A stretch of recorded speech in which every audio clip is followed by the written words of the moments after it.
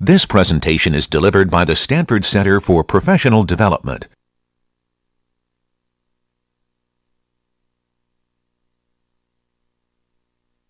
So let's go ahead and get started with the actual content. And so today is the day where we make a little bit of a transition. It's like one of our transition points in life. It's kind of like coming to college. And the transition point we make is you now come into the Java world. And you're like, but I'm still doing Carol. Yeah, well, in lectures, we're going to sort of wave bye-bye to Carol. And Carol's like, yeah, I'll be there in your dreams when you're actually programming, right? So Carol's not really gone until you're done with assignment number 1. But now we sort of graduate into the world of Java. And you'll actually see a lot of the things that exist in Carol's world will come back because we give them to you in the gentle form in Carol's world, and then in the Java world they come full steam. So before we dive into that, I want you to get a little notion of the history of computing. Okay, and we'll go over this very briefly, but computing actually has a very long history, and it dates back about 4,000 years. Okay, so roughly 4,000 years ago, the first what we think of as computing device was made available. Which anyone know what that was? Abacus. Was the first computing device, and allowed you to do some fairly rudimentary arithmetic on it, but it actually was something that allowed people to compute a lot faster than they could by keeping track of stuff in their head. The real sort of advances in what we think of as computing actually came around in the 1800s. There was someone by the name of Charles Babbage. Anyone heard of Charles Babbage, by the way? Just a quick show of hands. We can just call him Chuck.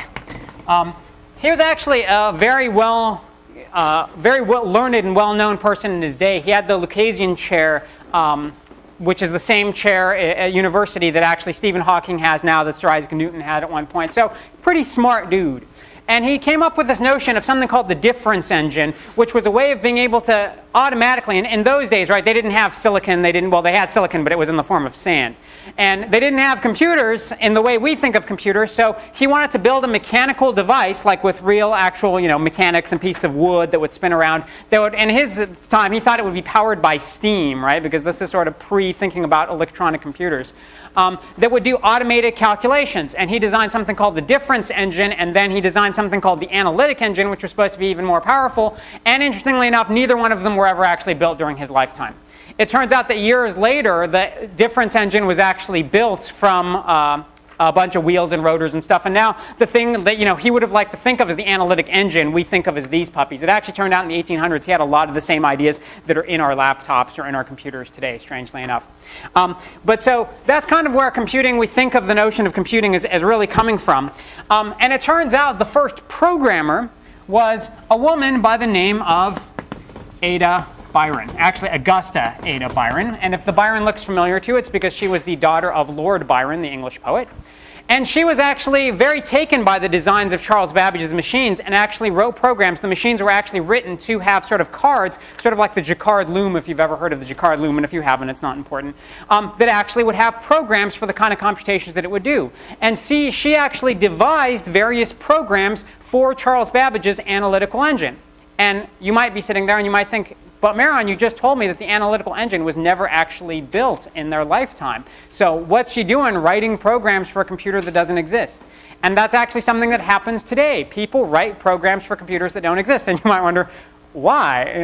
That's like not a very good use of your time. Well, guess what? If the next generation of computers is going to come out, while it's still being designed before it's actually manufactured and built, someone needs to figure out what kind of programs you want to run on that machine. So there are actually programmers today who write programs for machines that aren't built. And they simulate them by hand, and they go through and try to figure out what they would do, and it's a perfectly reasonable thing to do. But as a result, Ada Byron is, in some sense, the first programmer. Right? Because she was actually writing programs for, in some sense, a general purpose computational device over 100 years ago, which is kind of an astounding thing if you sort of think about it.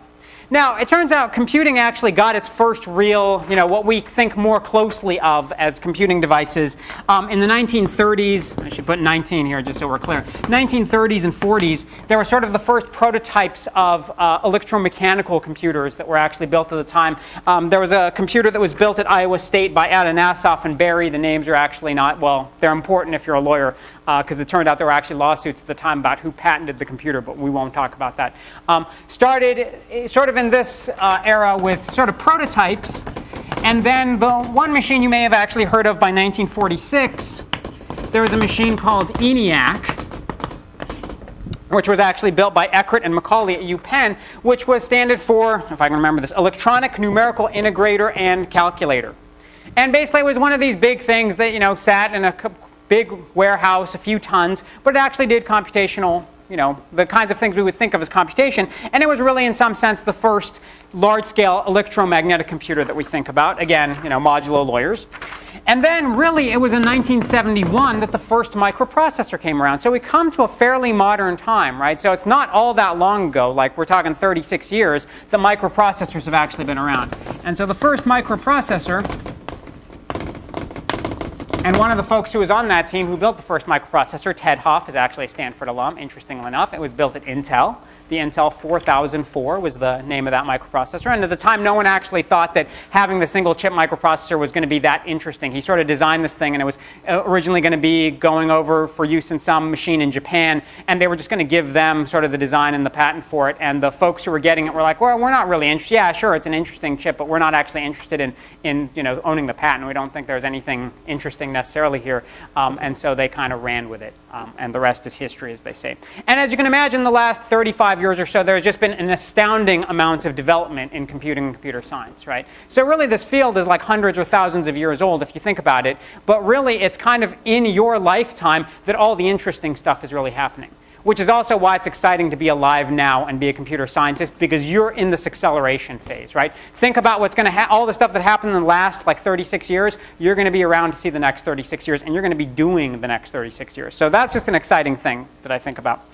But another thing that comes up when you think about this is, what is computer science, right? Why do we, like we've been talking about Carol programming, and a lot of this class we're going to learn about software development and Java programming. And so a lot of people tend to equate computer science with programming, and they think, well, why isn't the major just called, computer programming? And why is there really a science to it in some sense? And that's something that people actually would used to debate. They don't really debate it so much anymore. Is there a real science of computing, or is it just programming? And in fact, the difference between the two is that computer science, or CS as we'll just affectionately refer to it, really is the science, or in some sense the study, of problem solving with computers.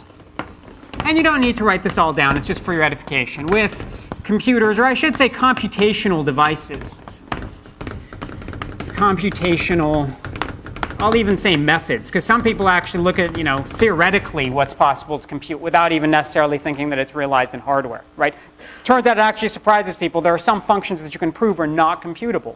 They're like, what, really? You can? Yeah, and it's good to know about them before you go and try to write a program to actually compute them, because in theory they're not computable, and you can prove that. And if you're actually interested in that, take CS 103 or CS 154, and we'll talk about it all the time. But that's really what the science is thinking about problem solving and the approaches to problem solving, how you analyze how efficient a solution is to a problem, how solvable it actually is, the different approaches you take to it. So notice the word programming doesn't show up here. Programming is an artifact. It's something we do to realize that particular problem solving technique in a computer or some computational method. It's just something we do as part of the process. Right? It's not what the whole thing is really about. In some sense, there's actually this famous quote that computer science is just as much about programming as astronomy is about building telescopes. Right? Astronomy is about far more than building telescopes. It's really sort of the science of celestial bodies. Telescopes is the mechanism by which you actually look at them. Question in the back?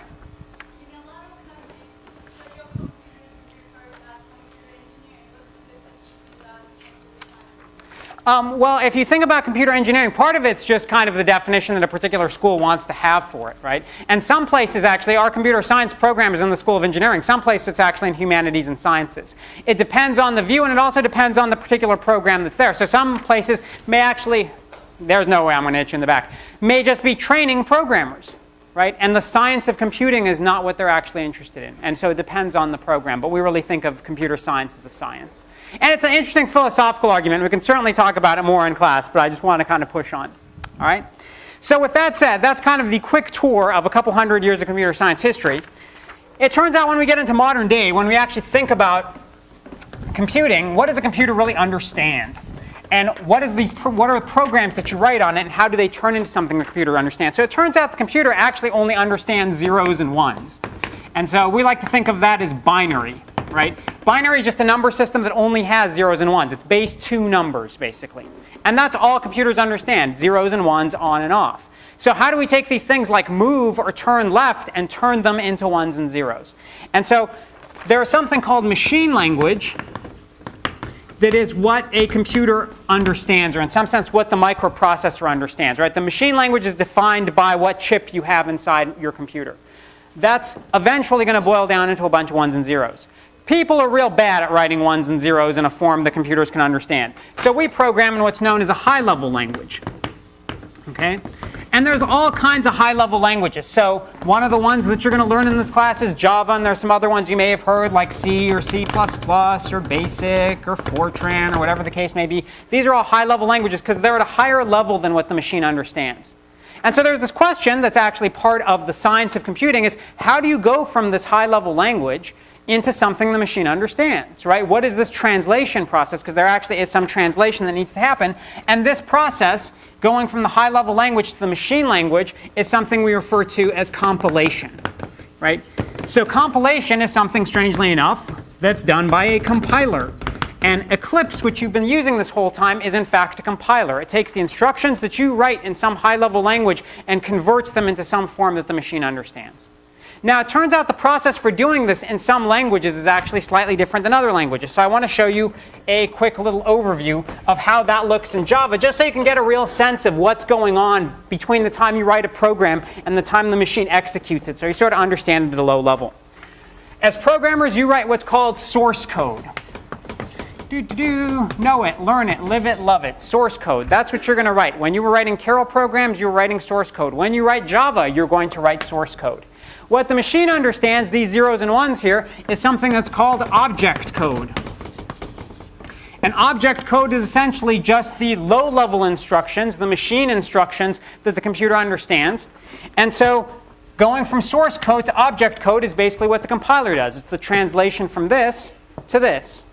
Now, in regular languages, that might look, if we got the overhead, I shouldn't say regular languages, in some classical languages, it might look something like this. You write some source code in what we refer to as the source file. A source file is just a file that contains source code. So you write your program, that goes into some compiler, let's say Eclipse, which is the compiler you're using. And what might come out of it is an object file, because what's contained in that file is just essentially object code, or in this case, a bunch of zeros and ones that the computer understands. And there might have been other programs that someone wrote along the way, like some libraries you might make use of, like you did with Carol, right? All the basic Carol functionality might be in some other library. And so there's other files that contain object code. And all of this stuff gets linked together into one big set of object code, which we refer to as the executable, or the application. That's the thing that, say, when you double-click on your word processor on your computer and it runs, you're running some executable file, which is just basically a file of a bunch of ones and zeros that eventually, or some time ago, someone wrote a source code and got compiled down in this executable file. And for a lot of languages like C or C++, this is the process that actually happens. Now, the people who did Java thought of things slightly differently. And here is kind of where things get funky in Java. Okay?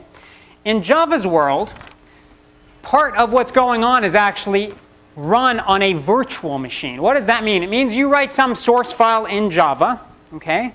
That goes through some compiler, and what comes out of it is not an object file, but something called a class file. It takes all of the high-level stuff that you write in Java, or in this case you could say Carol, because it's the same thing, and turns it into some set of numerical instructions that are not yet ones and zeros that the computer understands, but are some intermediate language that's just a numeric language. Okay? Sometimes we refer to this as Java bytecode, but the name is actually not important. It's some intermediate language. And guess what? There's other classes, just like there were before, that contain instructions in this intermediate language, and those all get linked together in some big file that we call a jar archive, which just stands for jar, just means Java archive, strangely enough. So it's actually redundant to say jar archive. People just do, but it means Java archive. All right? And then this whole thing is now a set of this intermediate language, which is something that neither the human really understands. Okay, there's a few humans in the world that might, and they're a little weird, and we won't talk about them.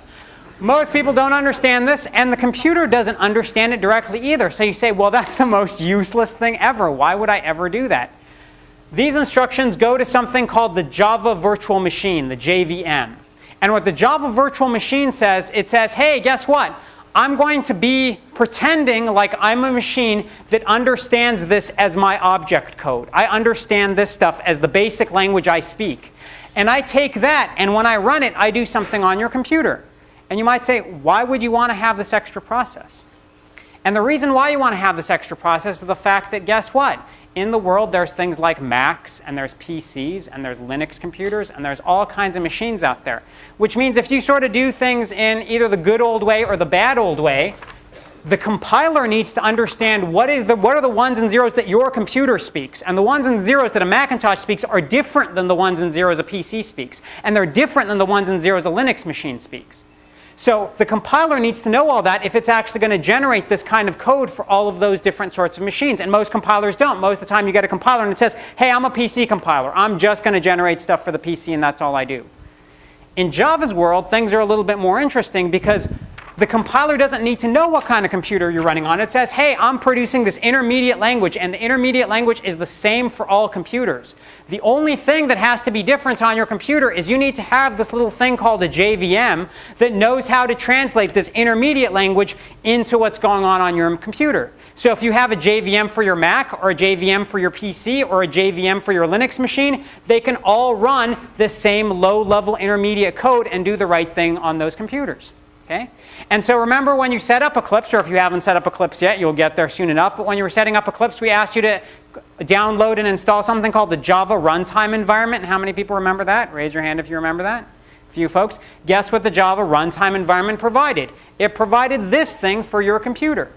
Okay? So you write the program once, you compile it once, and now that class information that you have, that class file, can be run on any computer that has this Java virtual machine. And Java virtual machines are sort of ubiquitous. They exist for a lot of different computing platforms. Okay? So that's why they actually do it that way. And it's kind of funky, but it's a little bit different. Now, with that kind of said, that's the low-level stuff. That's kind of what's happening at the low level. And you don't really need to know the low level intimately. I just want you to understand what's happening from the programs you write to what happens when they get executed on the computer. Now, what you do need to know is how do we begin to write programs in Java. And Java, you'll see some examples of it today, is what we refer to as an object-oriented language. Okay? So Java is object-oriented. And not all languages are object-oriented. And what is this whole object-oriented thing about? So you should know what this whole notion is about before you start programming in a language that's kind of seeped in the idea. The idea, basically, is that a program is written as a bunch of classes, right? So if you think about, let's back up for a second. If you think about Carol, right? When you were writing Carol programs, or you saw Carol programs, you would actually create some Carol program by saying public class Carol program extends super Carol. Let's just say we're using the super Carol model. And then you put some stuff in here. You had like your run method in here, maybe some other methods. And what you did was you were creating a class that was basically the information for your program, what instructions you were actually going to execute as part of that program. So what a Java program is, it's just a set of classes. You may have more than one class. Like in Carol, right now, you always just have one class. And inside that class, you may have a bunch of different methods. But you always have one class. A Java program can actually have multiple classes associated with it. And when we start in this class, we'll start with some simple ones that are all just one class. But the idea to think about is that you can have more than one class. Okay? And what these classes are, which you can think of a class as, okay, a class is just basically an encapsulation of some behavior that the program does. Just like in Carol's world, you had some behavior of a bunch of different methods you defined for Carol to actually be able to execute, right? Those are just different behaviors. But you also have some data. So it's behavior and data. Because in the Java world, you're now actually going to keep around track of information that are not just beepers in some world, but they're actually like numbers that you're going to store somewhere, and that's your data. And so what we do is we think of having all the behaviors, all the kind of manipulations you might want to do with data, along with the data, and put that all into this thing called a class. So just like in Carol where you had a class and you had behaviors, you could just imagine, yeah, we're going to have some behaviors, which means in Java we're going to have some class and define a bunch of methods in that class, but we're also going to have some data associated with it, and that whole thing together is going to be a class. Now, it turns out the thing that's interesting about classes, so any questions about the notion of a class? It's just kind of this abstract concept right now. the thing that makes classes really powerful is that classes actually get organized into hierarchies. Let me just draw it here. Okay? And you've actually already seen this in a very small way with Carol. So all the things that you've seen in Carol are going to translate over. Remember we talked about the basic Carol model, and when you were writing a program you could say extends Carol, and when you did the basic Carol model you got like move and turn left and pick beeper and put beeper, and that's all you got. And then we said, hey, you know what, you really want to do turn right and turn around? Well, there's this thing called super Carol, and super Carol is just a souped up version of Carol. Well, guess what? Carol was just a class, and super Carol was also a class, but super Carol is a class that extends the functionality of the basic Carol class. Okay? So we say that super Carol, the way we would draw things, if we were going to put boxes around them and draw them like the book, is say that super Carol is a subclass of Carol.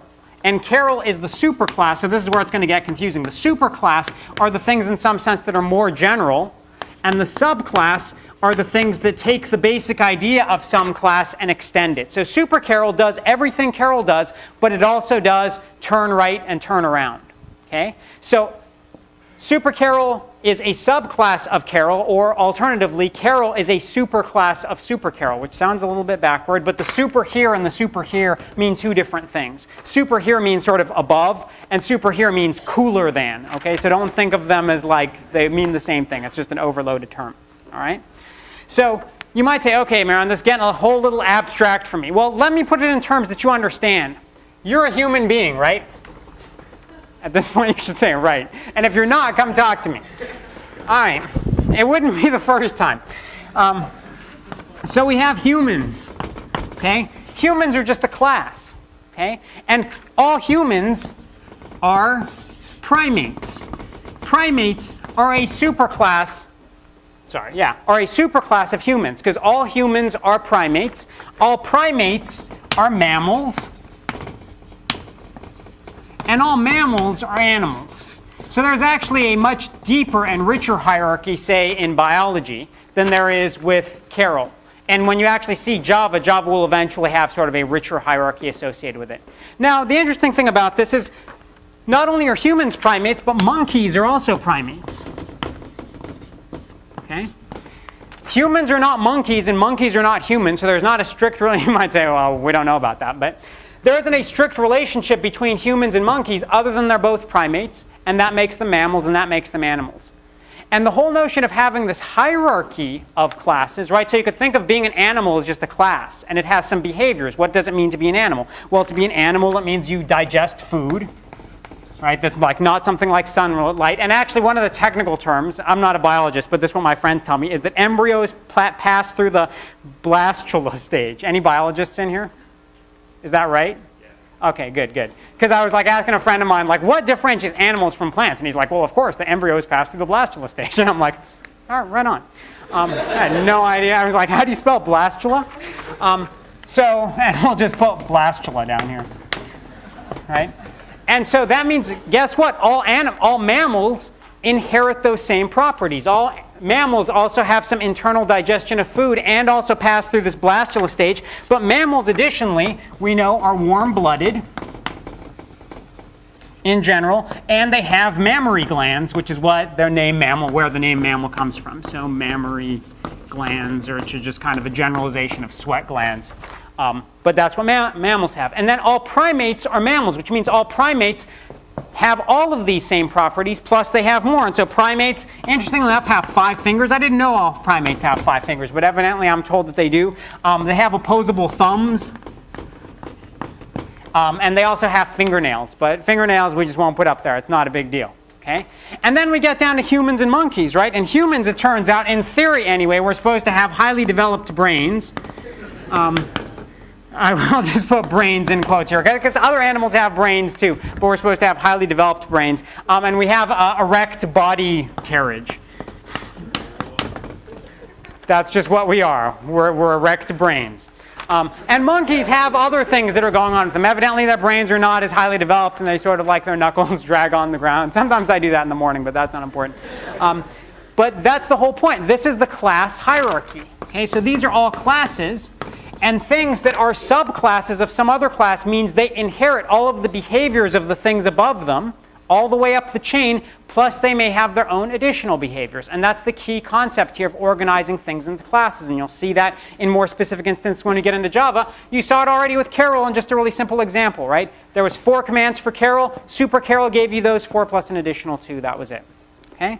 Now, besides this idea, there's another key idea that comes up besides this notion of classes. Okay? And that's the notion of the instance of a class. Okay?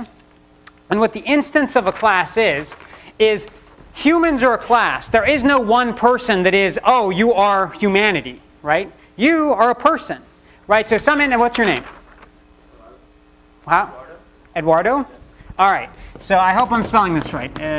Eduardo. Is that right? Is an instance of human, I would hope, right? So what that means is you're going to have things in your Java programs that you create which are objects. And what an object is, to differentiate it from a class. So Eduardo is an object. Okay, I'm sorry to break it to you. That's just, you're an object. An object is an instance of a class. It is a particular example of a class. There will be multiple objects or multiple instances potentially of some class. And that instance of a class has all of the characteristics of the class and all of the other classes above it in the class hierarchy. So by looking at this, I can say, hey, Eduardo, guess what? You went to the blastula phase when you were an embryo. Good times, because you're an animal, right? And I know that, and this is inherited all the way up.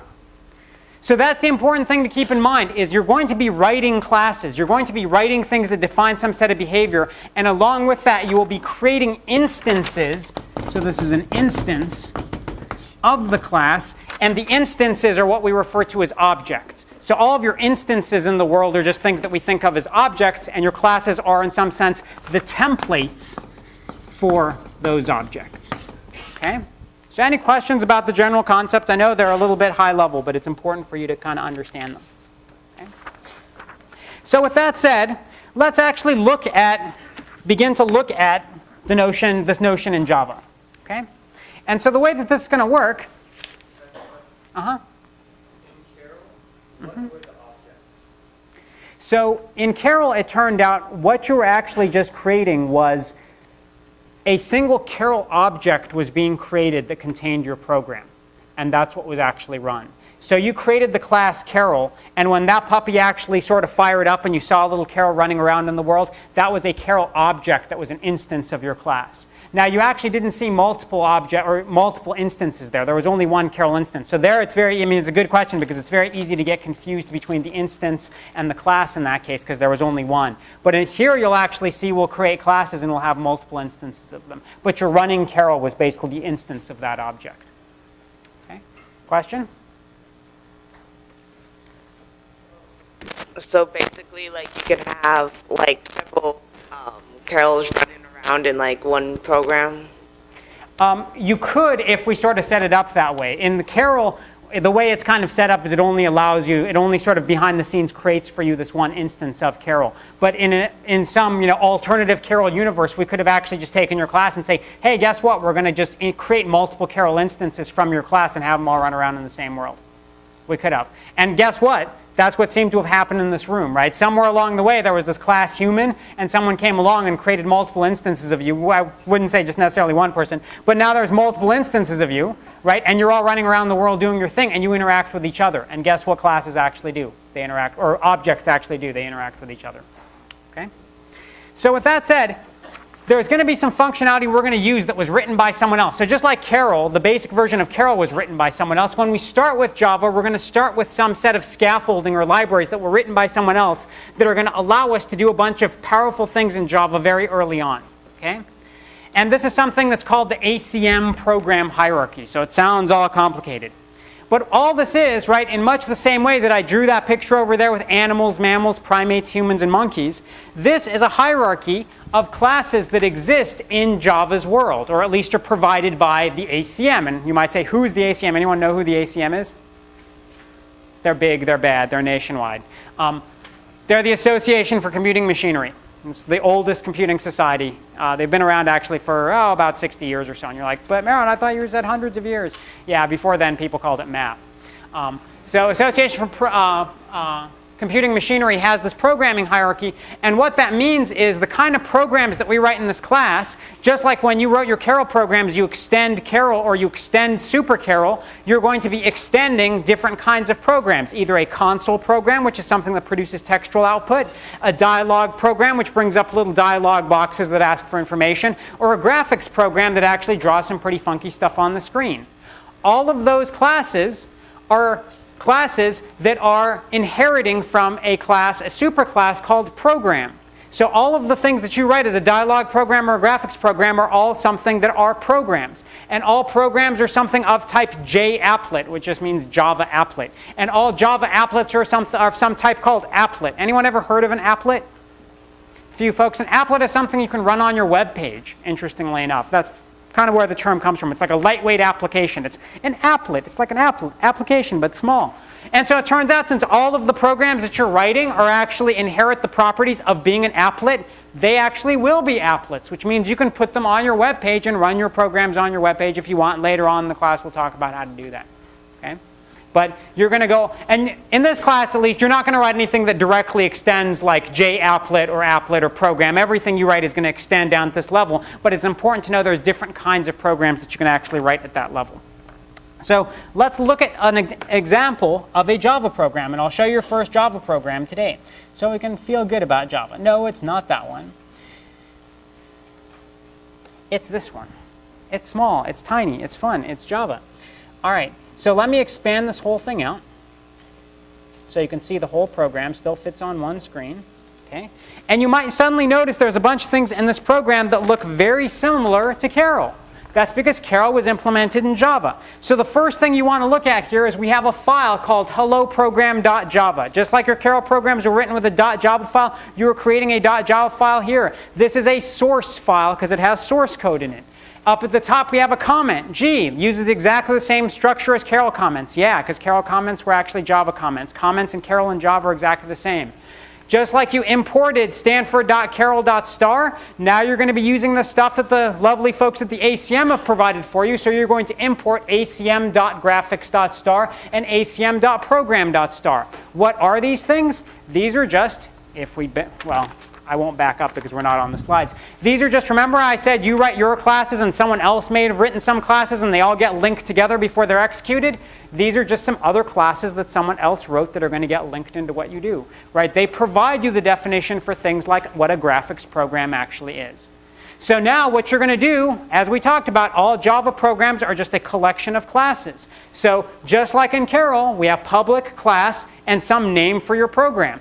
Here we'll call it hello program. And a hello program is a particular kind of program. It doesn't extend Super Carol because it's not a Super Carol program anymore. It's going to be a graphics program. It's actually going to draw some stuff on the screen, so it's going to extend the graphics program. But all the boilerplate should look the same, right? That's why we had you do Carol, because all the stuff from Carol just translates directly over to Java, except now we're sort of cooking with gas. Now we're doing the real thing. Okay?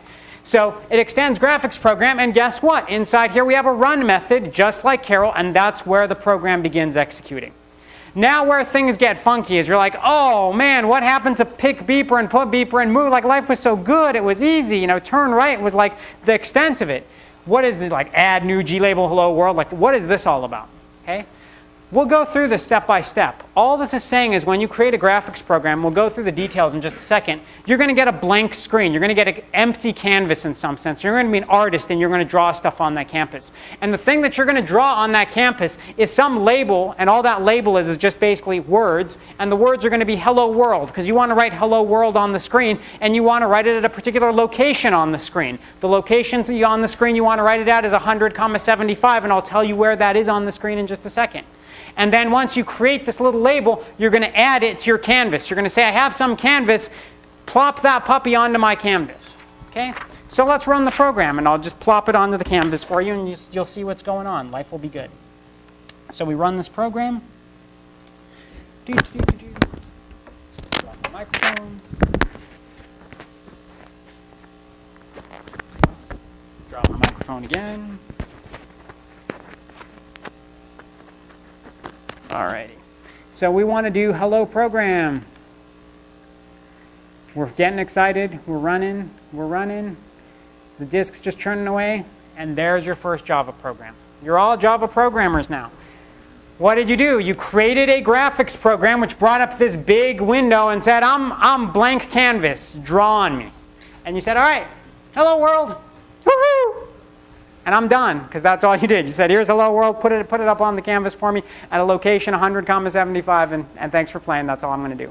But now you've actually gone through the whole process of compiling your Java program and turning it into this intermediate code, and the intermediate code gets executed, and you actually did something. And that's like half the battle right there. The next 9 weeks is the other half of the battle, but half the battle is like getting this up.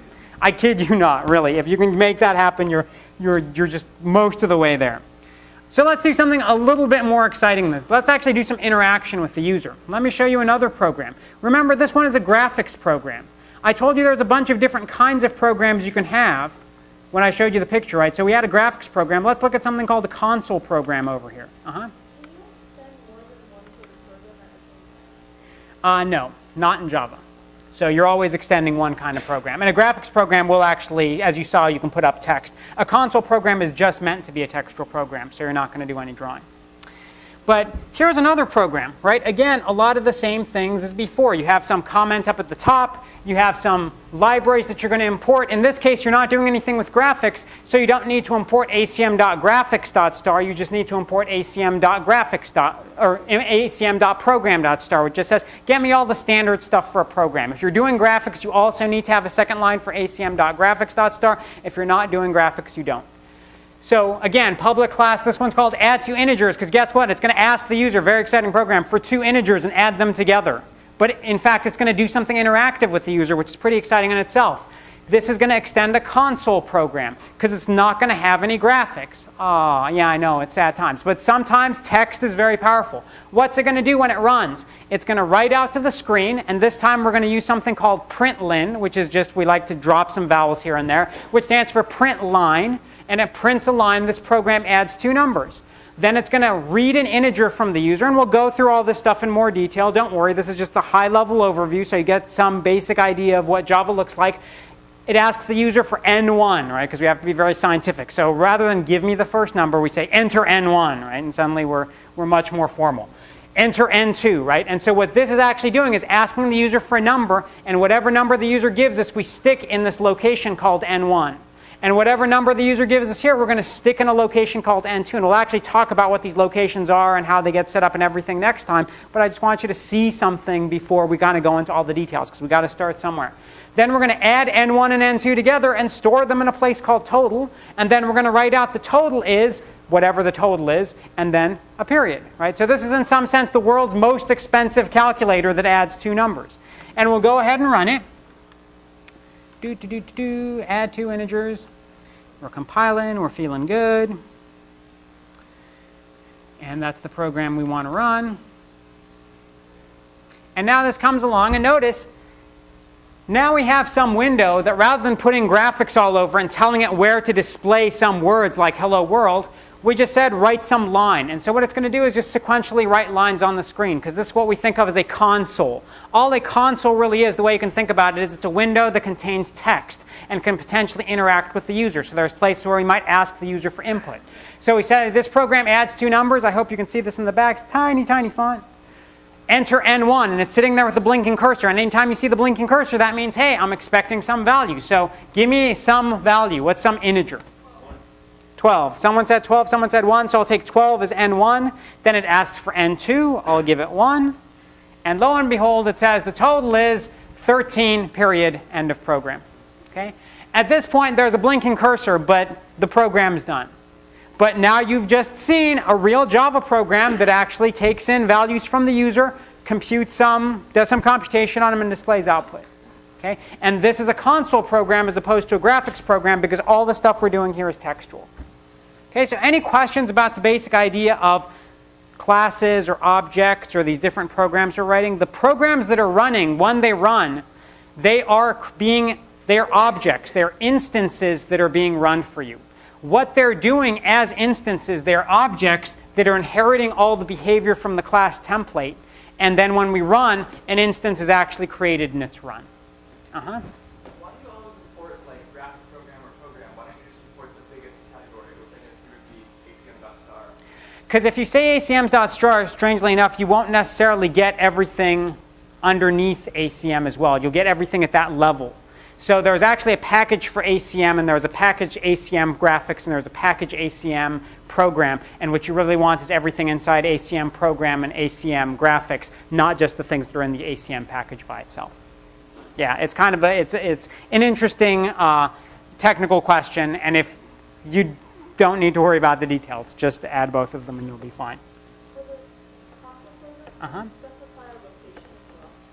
No, the console program you just print out. That's one of the differences with the graphics program. I should actually set you both up. With the graphics program, you have to tell it where stuff goes. Console program is just writing out line by line. Sorry.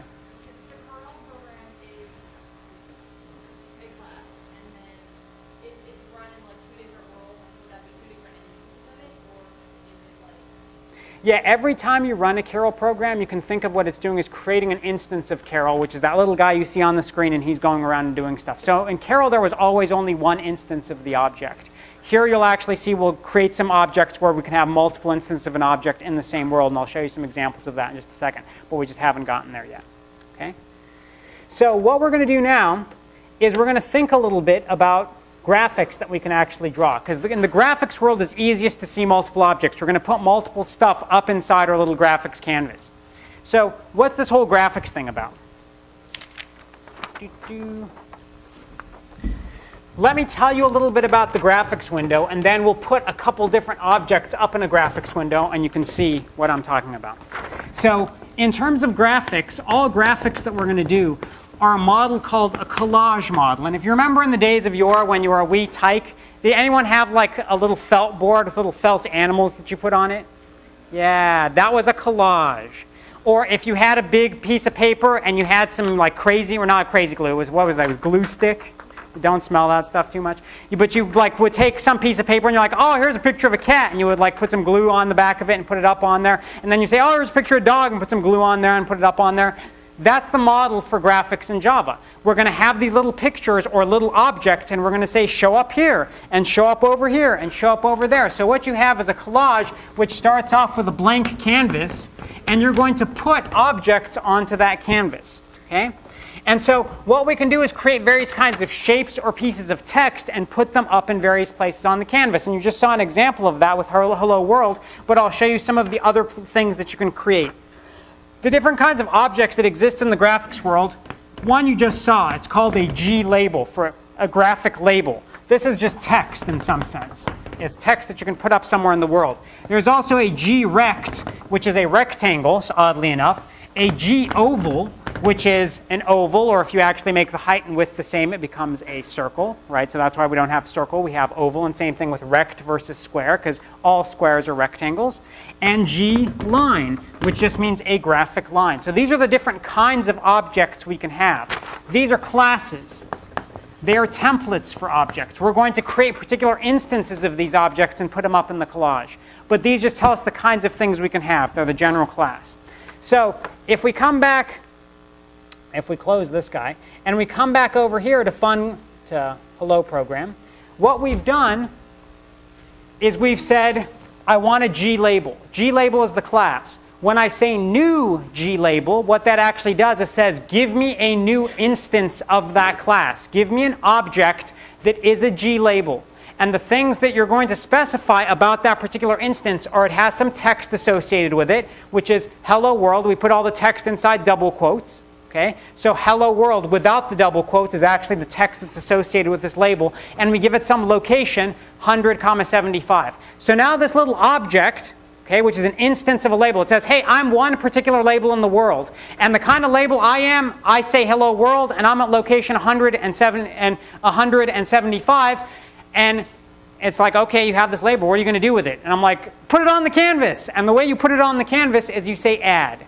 So in all graphics programs, when you say add, there is something that you will specify to add. The things that you are specifying to add are instances. They are individual objects that you're going to put on the canvas. And the way you get those individual objects is you create a new version of some particular class. Okay? So this creates that new label at location 175, and when it gets added, it gets put up there. Now, there's other kinds of things we could do with this. So if we kind of return over here. Oh, this is just the add two integers program. Let's do add two integers real quickly. Yeah, 17, 25, 42, writes out 42. Same thing you just saw, except now in excruciating detail. Let's say we want to do something that makes a G label more funky than we originally had. Okay? So again, we're going to have our hello program that's going to extend the graphics program. And here we're going to do things slightly differently. What we're going to do here is we're going to create a new instance of a G label object. So we say new G label, and again, we're going to name it hello world and 100, 75. So I have some label that's hello world at location 175. And I say, hey, you know what, label? I want you to look different than you actually are. Okay? So now that I have this object, I have this little label. You can think of it as a little object that sits somewhere in the world that's not being displayed yet because I haven't added it yet to my canvas. It's being stored somewhere which I've named label. Okay? And we'll talk about this notion of G label next time. But something I've created called label, which is just a new instance of this hello world label. First thing I want to say is, hey, you know, I want to change what the font looks like. Anyone know what a font is? Right? You've probably used different fonts in your word processor. It's just the way characters actually appear on the screen. It's a term that comes from typesetting. I want the font to be sans serif 36. So what happens when I start off is I say, create for me a new label that's name is hello world, and so it says, okay, I have some label object. The label, the words that are associated with that label, hello world. Notice there's still nothing on the screen. Here's my screen. This is my canvas. This is all in the computer's memory somewhere. It's just saying, yeah, you've created some label. You haven't displayed it yet. You've just created it. And I say, hey, I want to tell that label to change its font to sans serif 36. The way I do that is I have an object that I've created. The object is named label. I use the name of the object followed by a dot, followed by a method that I'm going to call in that object. Remember, in Carol's world, we had methods. The way we called Carol's methods was we just gave the name of the commands to go execute that method. Now, all methods are associated with objects, at least for the time being. So when I have label and I say set font, what that actually means is set the fonts for this particular label object to be sans serif 36. And so when I execute that, what happens is it becomes 36-point font in sans serif, which means serifs are just little things at the ends of, if you can see the font up there has the little, swishies at the end of the letters. Those are serifs. So a font like this doesn't have any of the swishies at the end of the letters. It's sans serif. Sans means not. Okay? Then we say, you know what? I'd really like you to be red because black is just so blasé, and red is really the new black. So set your color to be the red color. And I go, okay. So I execute that, and it turns itself red. There's still nothing on the screen. This is all kind of with the label. And now that I've taken this label, and I've taken its text and made it big and turned it red, I finally say, hey, graphics program, add this label, add this object to your collage. And it says, okay. And it adds it at the location at which this label was created, which was 100, 75. So then it finally shows up on the screen. It only shows up on the screen when I actually do the add.